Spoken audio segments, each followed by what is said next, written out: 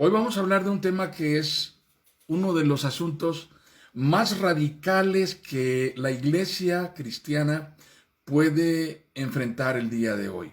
Quiero conflictuarlos un poco para empezar este tema y los voy a conflictuar de esta manera. Ustedes tienen que ir al dentista y cuando están comentando con alguien de sus amistades que van a ir al dentista, sus amistades saben que van a ir a X médico. Y cuando están hablando de eso, alguien les dice entre sus amigos, oye, pero ¿sí sabías que ese médico acaba de dejar a su esposa y se desentendió de sus hijos? Tiene 3 niños y es casado, y aparentemente, pues todo el mundo piensa que lo que hizo fue irse con su recepcionista y abandonar a su esposa.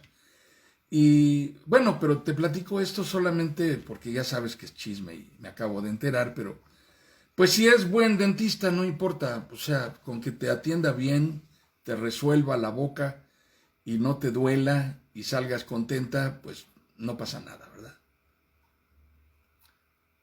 ¿Qué pasa si el cuadro es diferente y entonces ustedes escuchan que el nuevo pastor que viene a la iglesia, bueno, es una persona que tiene el antecedente de un divorcio y que aparentemente en su anterior matrimonio, pues las cosas salieron mal porque él no era responsable con su familia?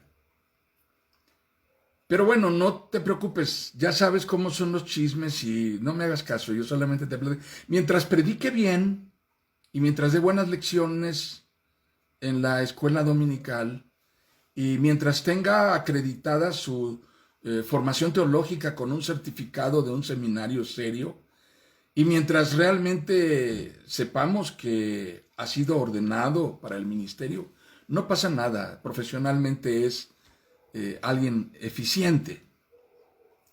¿Cuál verdad de las dos prefieren ustedes? ¿La del dentista o la del pastor? El dentista. Parece una cosa fácil de elegir, ¿verdad? Para el mundo de hoy eso no es problema. Todos tienen derecho a vivir su propia vida y nadie tiene por qué inmiscuirse en la forma en que viva siempre y cuando cumpla sus roles sociales de acuerdo como está establecido y sea una persona útil, eficiente, con valores y principios, de esos que el mundo parece aprobar y certificar que todo está bien. ¿Cómo identificar la verdad? Realmente ese es el asunto. En el fondo de todo esto, de lo que estamos hablando es qué cosa es cierto y qué cosa no es cierto. Estamos viviendo ante una crisis de la verdad. Estamos viviendo ante una necesidad de definir una cosmovisión bíblica que nos permita filtrar. Es necesario identificar la crisis ideológica que la posmodernidad ha generado. El relativismo aplastante que se desenvuelve en todo estrato social y en todo tipo de ideología y de cultura, en todo círculo y entorno, y la iglesia no se puede librar tampoco aparentemente de este impacto. Analizar de qué manera vamos a llegar a esto y darle una respuesta a todos los dilemas que se derivan de allí, a partir de la doctrina esencial, la doctrina columna de la Reforma, que dice sola Escritura como la única y suficiente fuente de nuestra revelación de la verdad. Quiero ir al pasaje que acabamos de leer, estoy leyendo para ustedes en la Nueva Versión Internacional. Ciertamente la ira de Dios viene revelándose desde el cielo contra toda impiedad e injusticia de los seres humanos que con su maldad, obstruyen la verdad. Me explico, dice el apóstol Pablo, lo que se puede conocer acerca de Dios es evidente para ellos, pues Él mismo habla de Dios, se lo ha revelado. Porque desde la creación del mundo, las cualidades invisibles de Dios, es decir, su eterno poder y su naturaleza divina, se perciben claramente a través de lo que Él creó. De modo que nadie tiene excusa, nadie tiene excusa, nadie tiene excusa, habla el apóstol Pablo. A pesar de haber conocido a Dios, no le glorificaron como a Dios, ni le dieron gracias,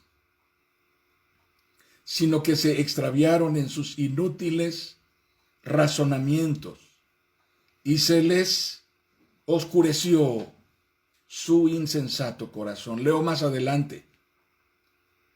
Estoy en Romanos 1.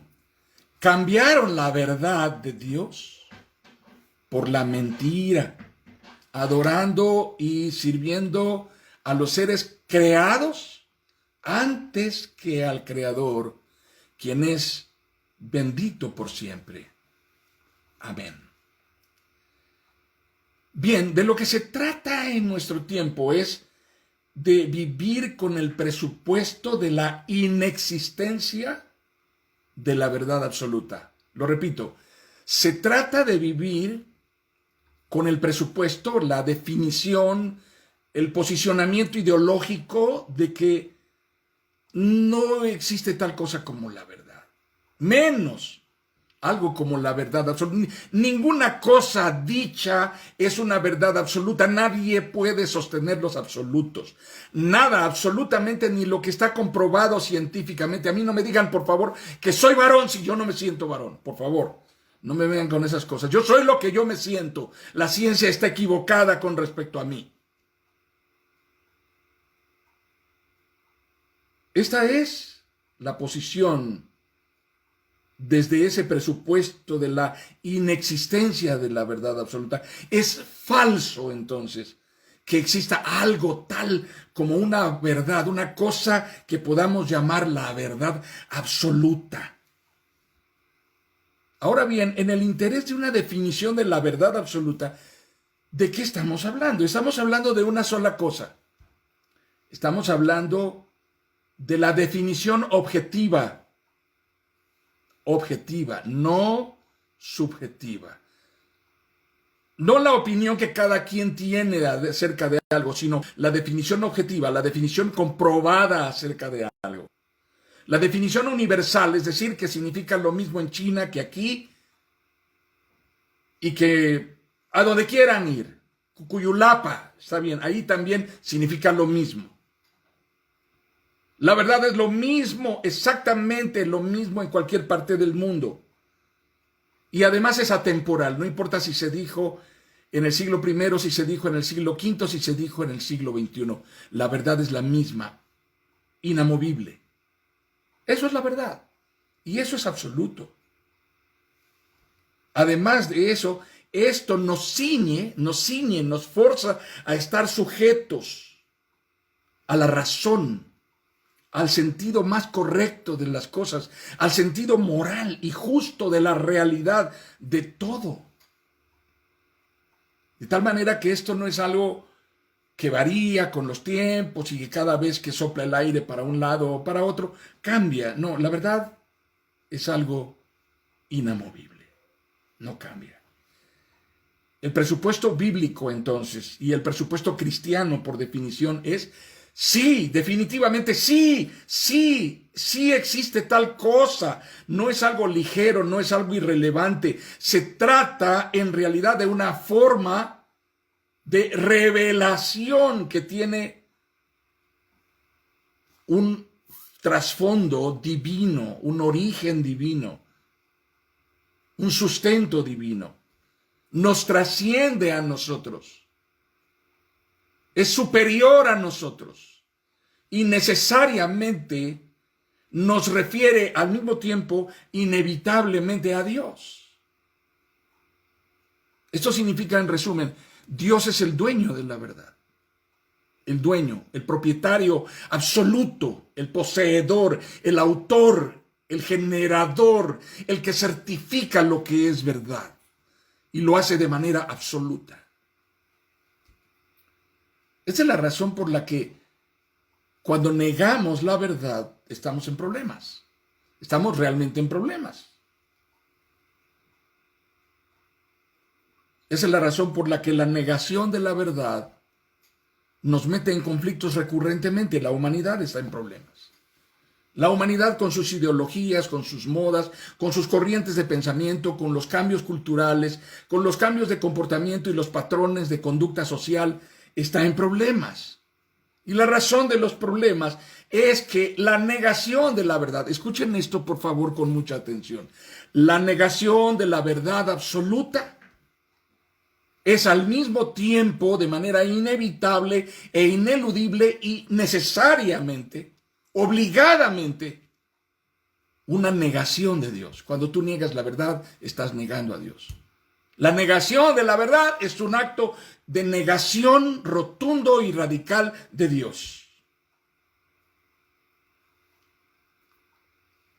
Sin embargo, el tipo de inclinación atea en nuestro tiempo, más sofisticada en nuestro tiempo, hoy día, es aquella en la que se niega a Dios de una manera filosófica y dogmática. Eso fue la moda predominante por un buen tiempo. Sin embargo, está cambiando. Esto fue lo que hicieron los grandes ateos dogmáticos en la época de la posguerra, hablo de la Segunda Guerra Mundial, y en la época de la Guerra Fría. El mundo se había caído en un escepticismo recalcitrante. Aún los teólogos comenzaron a cuestionar los grandes mitos bíblicos y los comenzaron a desmitificar y comenzaron a negar cosas como la resurrección de Jesucristo, el nacimiento virginal de Jesús. Comenzaron a caer en actos de incredulidad influenciados por el escepticismo del entorno ideológico y filosófico de su tiempo. El racionalismo penetró en las escuelas de exégesis bíblica y entonces trajo corrientes de pensamiento que voltearon el pensamiento bíblico, el pensamiento cristiano, y lo influenciaron poderosamente. Pero esta forma de negación de Dios, tan filosófica y tan ideológica, ha pasado un poco de moda. Es decir, ya no es exclusivo de ciertos entornos ideológicos y cultos en donde la gente que habla es la gente más encumbrada, los intelectuales, los literatos, etc. Hoy día se niega a Dios desde la cotidianidad, desde el absurdo dominante en los estilos de vida, el absurdo dominante en la forma de vida de la gente. Desde la contradicción de una forma de vida que rehúsa tal cosa como la existencia de una verdad que norma, que es referente, que nos ciñe a lo que es cierto.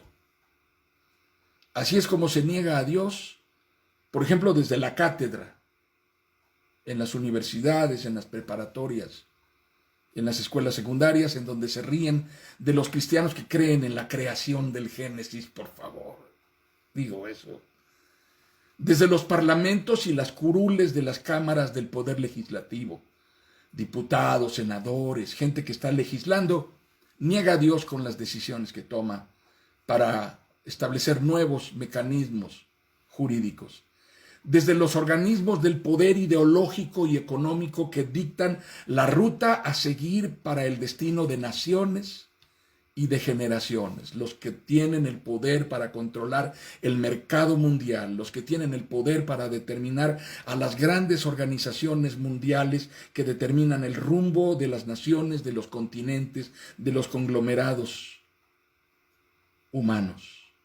Desde las organizaciones no gubernamentales, que abogan por los derechos ilimitados de las minorías, y desde la ideología, atento jóvenes, desde la ideología liberal de los cristianos progres.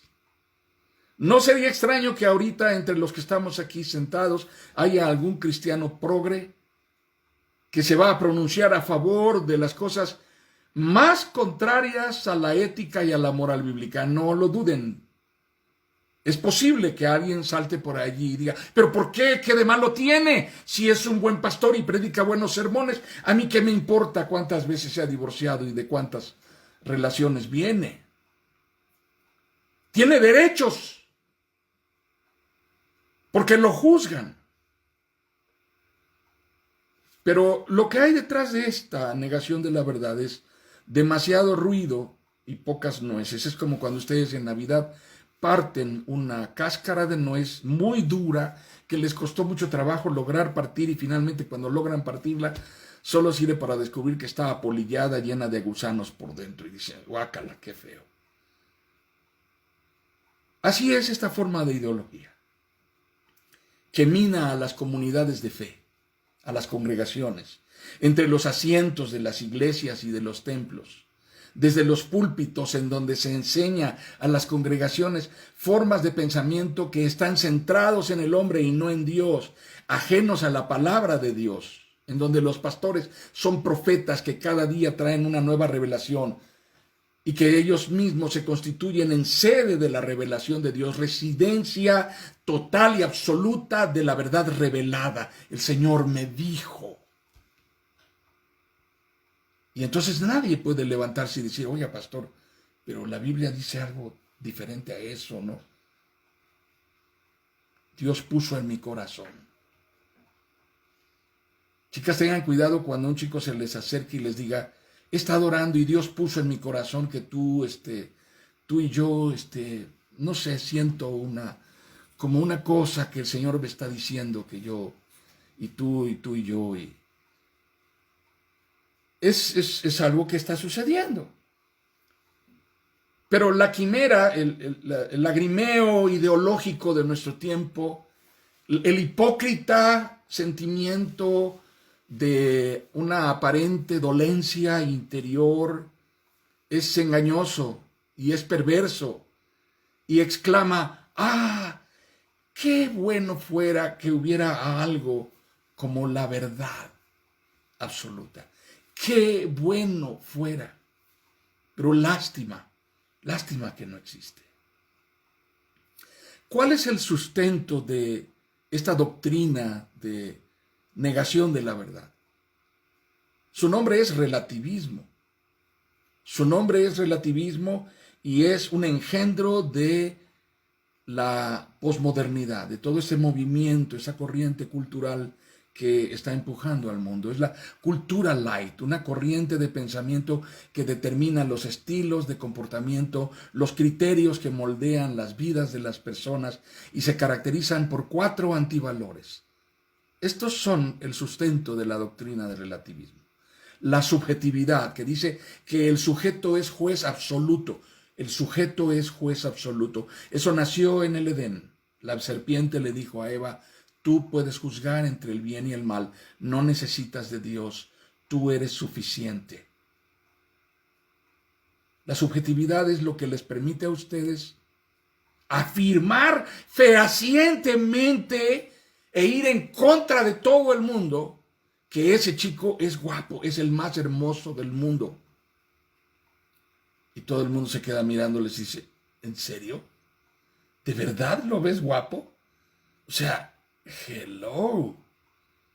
¿No estarás equivocada?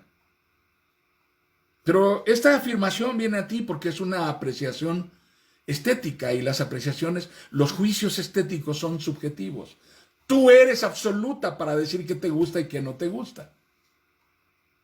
Así que después de oírte muchas veces diciendo que es el más guapo y que es el que te gusta, pues el mundo comienza a respetarte y decirte, bueno, pues es tu vida, ¿verdad? Pues, si tú decides que te gusta y que es el más guapo, que Dios te bendiga. Llegas el día de la boda frente al pastor y el pastor también te dice que Dios te bendiga, ¿verdad? Es el juicio subjetivo y la subjetividad predomina hoy en día. Así es el juicio subjetivo. Con esa blusa no vas a salir a la calle. ¿Por qué no? Si tu abuela te viera con esa blusa puesta, se moriría de nuevo. Pero pues, ¿qué de malo tiene? Es mi opinión, es mi juicio y yo sé lo que me quiero poner. A mí no me vas a decir lo que me tengo que poner. Subjetividad. La segunda columna de esta doctrina es el hedonismo, es la inclinación por el placer. el afán por lo que se disfruta. Si no es placentero, no me interesa, no lo voy a hacer, ni siquiera merece que lo voltee a ver. No es placentero. Esa es la razón por la cual los libros pueden permanecer en el olvido mientras estás tanto tiempo ocupado con el celular. Compara cuánto tiempo le dedicas a la Biblia, cuánto tiempo le dedicas al celular. Bueno, es que la Biblia la tengo en el celular. Sí, pero realmente no estás en la Biblia. Estás en otra cosa. ¿Por qué? Porque no es placentero, no es tan gratificante como todos los likes que te puedan dar en un post que hiciste. Tal vez eso es más gratificante, se disfruta más que leer un capítulo tras otro de la Biblia en un año. Hedonismo nos lleva a buscar solo lo que es placentero. Por eso, si tienes asignaturas en casa, lo más probable es que no las harás. No vas a hacer la limpieza, no te gusta, los trastes se pueden acumular de la cena para el desayuno y del desayuno para la comida, y cada vez que tu mamá o tu papá pasa junto al trastero te dice, si no los lavas se te van a juntar con los de la comida, si no los lavas se te van a juntar. No quiero que nadie levante la mano y diga amén, a gloria a Dios, yo sé lo que es eso. Pero cuando pasa eso es que tú estás totalmente determinado a hacer solo lo que te satisface, lo que te gratifica, no lo que no es placentero. Y lavar los trastes no es placentero. Yo no sé a cuántos en este tiempo de pandemia le han gritado de 1000 maneras en su casa, arregla ese cuarto, por favor, levanta, recoge, pon orden, haz algo, ¿cómo puedes vivir en ese cochinero? Esto no es una profecía, no estoy profetizando, no lo tomen a mal, nadie me habló, ninguno de sus papás se ha puesto en contacto conmigo, solamente sé que pasan esas cosas porque he oído esas historias. No es placentero, no lo haces. El hedonismo dominante te lleva a solo hacer lo que es placentero. En tercer lugar, la vacuidad. El énfasis, el interés, todo lo que queremos explorar, en realidad está orientado a lo aparente.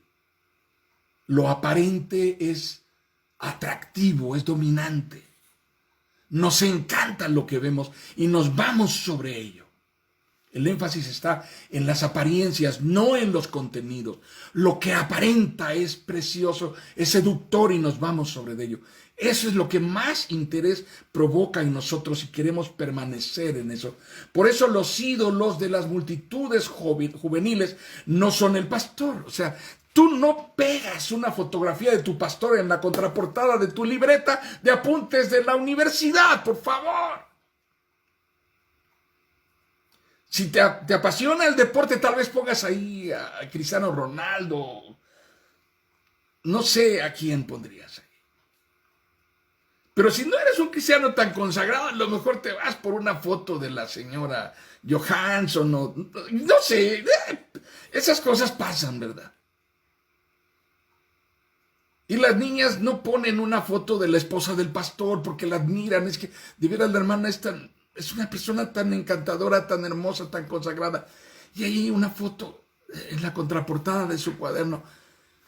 Y la ven y dicen, oh Señor, qué hermoso, yo quiero ser como ella. No, a nadie le importan las vidas que tienen contenido. Estamos seducidos por las vidas vacías de las personas que son figuras públicas y que tienen millones de seguidores, son influencers. Ahí están los cristianos, oyendo y repitiendo y posteando todo lo que dice un tal Daniel, no sé qué cosa, que tiene apellido como árabe, pero bueno. Antes que lo que dice el apóstol Pablo o lo que dice el pastor predicando el domingo. O sea, por favor, ¿quién conoce al Señor este? Pero es multifamoso, tiene millones de seguidores. Y por supuesto que yo soy uno de ellos, soy su fan y me encanta lo que dice, me hace llorar. Es simpático, la vacuidad nos lleva a estar interesados en las apariencias por encima de los contenidos. Y en cuarto lugar, la cuarta columna de esta doctrina del relativismo es la intrascendencia. El lenguaje es un ejemplo de ello. De cada 10 palabras que las personas dicen, solamente 2 o 3 tienen un contenido útil que comunica algo objetivamente. Todo lo demás tiene que ver con la ganadería, tiene que ver con la limpieza, tiene que ver con la maternidad. No manches. En cada conversación juvenil, de cada 10 palabras, la mitad tiene que ver con güeyes, con madres y con manchas. Solamente 2 o 3 palabras tienen que decir algo útil. La intrascendencia, hay una gran superficialidad en las cosas que decimos. Hablamos mucho y decimos poco. La verdad está ausente de nuestras conversaciones. El mayor impacto del relativismo no se refleja solamente en nuestra manera de juzgar lo que nos queremos poner de ropa. O sea, un pantalón de vestir cuesta alrededor de buena calidad, 400 o 500 pesos. Tú podrías pagar 900 o 1000, hasta 1200 pesos por un pantalón de mezclilla que ya viene todo rasgado. Porque eso es lo que todo el mundo se está poniendo. Lo comprarías por internet y luego te pasarías 45 minutos o una hora tratando de entrar tú adentro del pantalón. Y eso es porque tu juicio subjetivo te hace creer que eso es lo que más deberías hacer. El hedonismo, la preferencia por lo que es placentero, la vacuidad, la admiración por las vidas vacías de gente que ni siquiera conocemos y la intrascendencia, la carencia de profundidad en las cosas que decimos o que hacemos, que pensamos. Pero el mayor impacto no está solo en esto. El mayor impacto de este conjunto de cosas está en el carácter de las personas. El carácter que resulta en estas personas, en sus patrones de vida y en su sistema de jerarquías. De qué manera organizan lo que es primero y lo que es después. ¿Qué ponen antes y qué ponen luego? Así que es el tiempo de llegar a 2 grandes conclusiones en este punto. La primera de ellas es: la verdad es una revelación de la naturaleza y el carácter de Dios. No hay verdad sin Dios. Cuando estamos hablando de la verdad, estamos hablando de algo que proviene de Dios, emana de Dios. La verdad es una revelación de la naturaleza y del carácter de Dios. Y la segunda verdad, que es la segunda afirmación, que es relacionada con la verdad como una conclusión a estas alturas, es: la verdad es un factor de identidad. Es el factor de identidad del hombre que ha sido hecho a la imagen de Dios. Consideremos lo que nos distingue cuando decimos que somos cristianos. Consideremos lo que nos distingue del resto de las personas. En el diálogo entre Jesús y Nicodemo, en Juan capítulo 3, la palabra de Dios dice: porque de tal manera amó Dios al mundo que ha dado a su Hijo unigénito para que todo aquel que en él cree no se pierda, mas tenga vida eterna. Porque no envió Dios a su Hijo al mundo para que condene al mundo, sino para que el mundo sea salvo por él. El que en él cree no es condenado, pero el que no ha creído ya ha sido condenado porque no ha creído en el nombre del unigénito Hijo de Dios. Y esta es la condenación, que la luz vino al mundo y los hombres amaron más las tinieblas que la luz, porque sus obras eran malas. El que practica la verdad viene a la luz. La verdad es algo que se vive. La verdad es algo que te define. Ahora, ¿cuál es la seductora propuesta que el mundo ha abrazado? La seductora propuesta del relativismo que el mundo ha abrazado. Básicamente la resumo en 5 grandes ideas, 5 grandes pensamientos que son cautivadores. El primero de ellos es: vive. Dedícate a gozar solo lo que te satisface. es tuyo, es para ti. Vívelo. Así que pregúntate de qué está hecha tu dieta habitual. Es posible que en tu dieta habitual has comenzado a aborrecer cosas que tienen una ascendencia ancestral de la familia. Y has comenzado a inclinarte por un resumen, por un breviario de alimentos que constituyen una dieta sumamente reducida. Quesadillas, pizzas, esquites,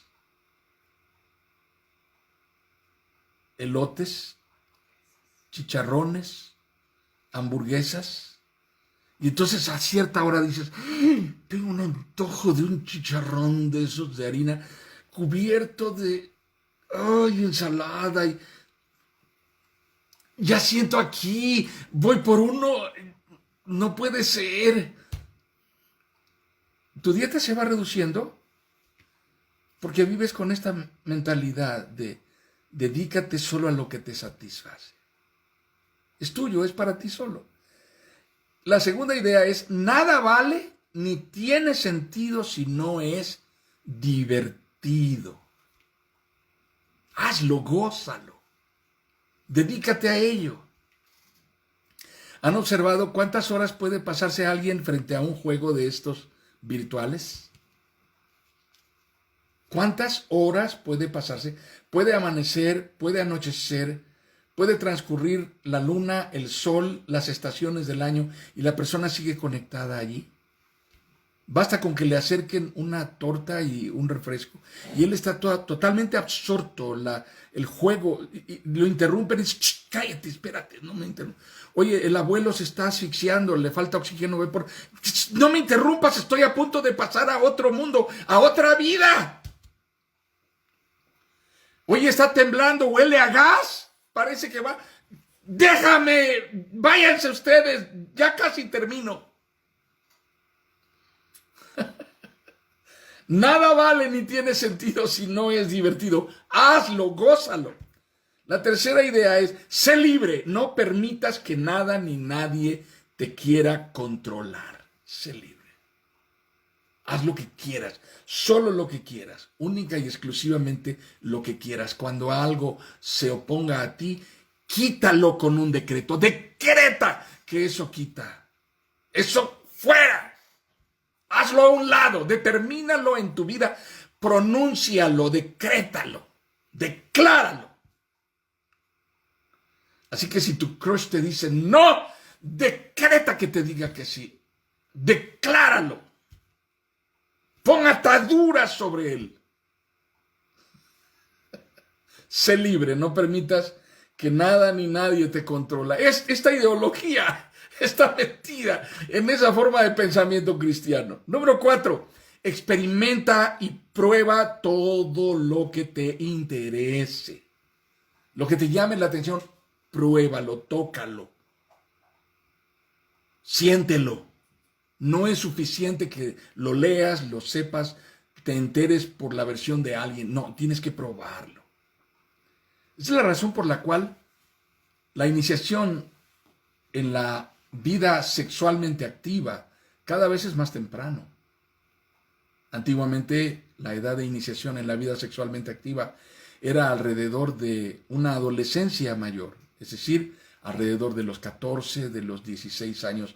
Ahora es alrededor de los 9, de los 11 años, desde la primaria, en que los chicos comienzan a experimentar y explorar, compartiendo cosas a través de sus sistemas, plataformas de mensajería. Número 5, hazlo todo de manera extrema. No seas mediocre, ve al extremo. No seas igual a los demás, aunque te mueras. ¿Han oído de los retos que ponen a través de las plataformas como TikTok? Pues de eso se trata. ¡Sé extremo! A que no te atreves a hacer, a que no harías, y entonces la gente está yendo cada vez más lejos. Cada vez más lejos. Quiero compartir con ustedes esta porción de la palabra de Dios en el libro del profeta Jeremías, capítulo 15. Estoy leyendo en la Nueva Versión Internacional. Por eso, así dice el Señor: si te arrepientes, yo te restauraré y podrás servirme. Si evitas hablar en vano y hablas lo que en verdad vale, tú serás mi portavoz. Que ellos se vuelvan hacia ti, pero tú no te vuelvas hacia ellos. Haré que seas para este pueblo como invencible muro de bronce. Pelearán contra ti, pero no te podrán vencer, porque yo estoy contigo para salvarte y librarte, afirma el Señor. Te libraré del poder de los malvados, te rescataré de las garras de los violentos. El tema de esta semana para ustedes es remanente. Les voy a dar en una frase lo que significa remanente. Remanente significa los que estuvieron dispuestos a pagar con su propia vida lo que significa vivir con la verdad. Eso es remanente. Hay un hombre que en el año de 1993 es un maestro de teología, es un teólogo, es un pastor cristiano. Es un profeta. En el año de 1993 escribió un libro que se llama No Place for Truth. Ausencia o no hay lugar para la verdad.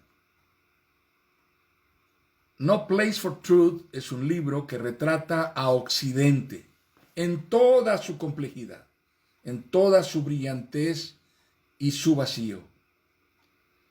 El pastor David Wells lo describe magistralmente, diciendo: el ethos posmoderno de Occidente es relativista, individualista, terapéutico y, sin embargo, notablemente espiritual.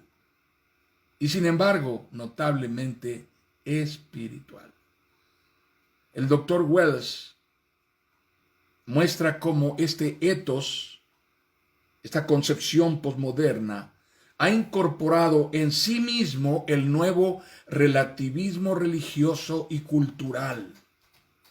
El miedo y la confusión que comenzó con las olas de inmigración del siglo pasado y ha continuado a buen ritmo en las décadas más recientes. Él hace un resumen de 7 signos que revelan la ausencia de una teología confesional, de una sana doctrina cristiana. Él habla de estos 7 puntos, los voy a enumerar porque son signos que detectan la verdad en lo que estamos haciendo, aún en las congregaciones y en las iglesias. Número 1, adoración vacía. Número 2, el cambio del foco central de la fe en Dios al hombre. Número 3, una predicación psicologizada, es decir, más terapia que predicación. Número 4, la erosión de la convicción confesional. Cada vez hay una mayor pobreza de doctrina. Número 5, pragmatismo estridente. Siéntelo, vívelo, siéntelo. Número 6, incapacidad para el pensamiento agudo acerca de la cultura predominante. Y número 7, deleite por lo irracional. Así es como de repente en una transmisión en vivo en donde hay miles congregados, alguien se suelta gritando: ¡ay, cama ya su carraba, su cama cana! Y todo el mundo podría pensar, sobre todo los presbiterianos, así como: ¿qué es eso? Deleite por lo irracional. Estamos ante un desafío tremendo. ¿Qué es lo que la verdad nos va a decir? ¿Qué es lo que la verdad del remanente tiene que decirle al mundo? Hay 4 conceptos finales con los cuales quiero guiarles hacia la conclusión. El primero de ellos es, estamos hablando de un Dios inmutable de absolutos. Tú y yo, nuestros deseos, nuestros anhelos, nuestras fantasías, nuestras emociones y sentimientos no son el referente de la vida. El referente de la vida es Dios. Así que si hay una verdad que tenemos que sostener es que estamos delante de un Dios inmutable, no cambia, de absolutos. Su verdad es incuestionable. Número 2, estamos tratando con un Dios de propósitos y asignaturas cumplidas. Dios no está en medio de un simulacro. Dios no está en medio de un ensayo. Dios no está en medio de un programa de prueba y acierto o desacierto. El Señor cumplirá lo que ha determinado hacer de manera inmutable. No cede ni negocia. Es un Dios de propósitos y asignaturas cumplidas. Eso es muy radical. Eso es muy radical para un mundo cambiante. Dios no se equivocó cuando te hizo varoncito o hembrita. Dios no envió una célula por allí para decir, voy a ver si logro que pegue y se vuelva un embrioncito, a ver qué sale dentro de 18 años. Si esto fuera así, las actas de nacimiento tendrían que ser expedidas hasta que la persona es adulta y puede decidir qué cosa quiere ser. Mexicano o chino, o sea, vas al registro civil a los 18 años sin nombre, porque darle un nombre a alguien, epigmenio, ya es un insulto, ya es una agresión sobre su individualidad. Y si no se quería llamar epigmenio, si quería escoger un nombre más bonito, más hermoso, más estético, más bello, más poético, más romántico, Ricardo, por ejemplo. Así que no está conforme con su nombre. Entonces no le pongan, ya nació, está cumpliendo su primer año, su 7º año, lleva la primaria. No sabemos cómo se llama, fulanito, o sea, así. Hasta que tenga 18 años, él irá al registro civil a decidir cómo se quiere llamar. Si quiere ser él, o quiere ser ella, o quiere ser ella, o ella, nada más, sin la última vocal. Está en su derecho, es el libre desarrollo de la personalidad y está constitucionalmente amparado. No, Dios no está jugando. Dios es un Dios de propósitos y asignaturas cumplidas. Número 3, estamos hablando de un Dios de vínculos indisolubles, de vínculos vitalicios, de vínculos sagrados. Esto significa que tú y yo pertenecemos a ese entorno de vínculos que le dan identidad a nuestra vida. A ver, digámoslo en un tono y en un lenguaje que ustedes puedan entender. Ustedes no beben pozol por casualidad. Hubo un propósito de Dios de que ustedes nacieran en Tabasco y que crecieran bebiendo pozol. Yo sé que tienen un debate si se debe tomar con azúcar o sin azúcar, si se debe tomar agrio o se tiene que tomar fresco, si se tiene que tomar con horchata, con leche, Pero todos beben pozol, porque son tabasqueños. Y cuando lo beben, el mundo entero se queda mirándolos y ¿te gusta? ¿En serio? Pero pues, el apóstol Pablo dice literal y claramente que Dios determinó los tiempos y los territorios de cada quien. Hechos capítulo 17.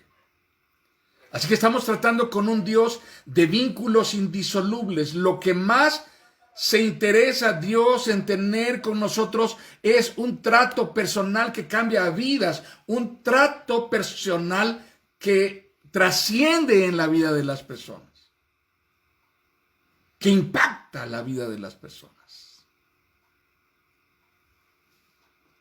Así que entendamos,